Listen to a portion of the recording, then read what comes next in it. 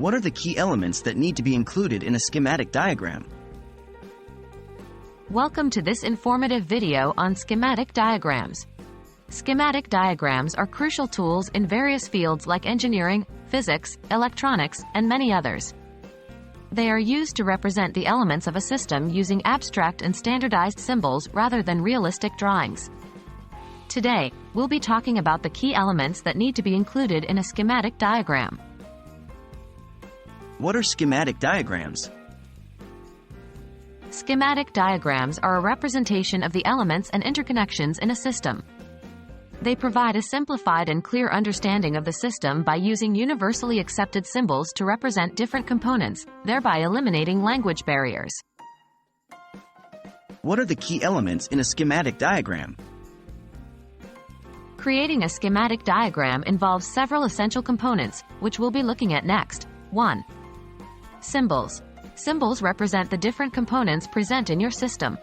Each symbol stands for a specific component like a resistor, capacitor, or transistor in an electronic circuit diagram. It's important to ensure that these symbols adhere to the accepted standards. 2. Connections and nodes. These are the lines that link the different symbols together. A connection represents the path through which energy or signals pass, while a node signifies the point where two or more connections meet. 3. Signal flow.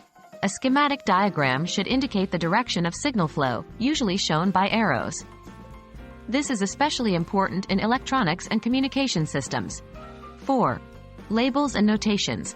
All components should be properly labeled to specify their values or characteristics, such as the resistance value for a resistor or voltage for a power supply. 5. Functional blocks.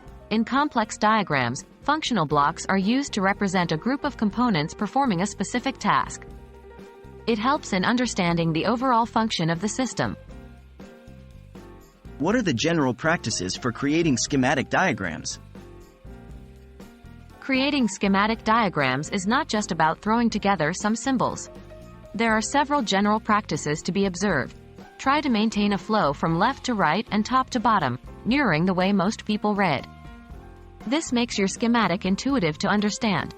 Avoid crossing wires as much as possible, and if they must cross and are not connected, use a small jump or bridge to indicate this. Use the correct symbols for components and ensure they are not drawn disproportionately. Make sure all symbols and connections are clearly visible and distinguishable. That wraps up our exploration of the key elements that need to be included in a schematic diagram. Remember, a well-drawn schematic diagram can be an invaluable tool for understanding and communicating how a system works. It's all about being clear, accurate, and sticking to standardized symbols and practices. We hope you find this guide helpful as you navigate the world of schematic diagrams. Happy diagramming!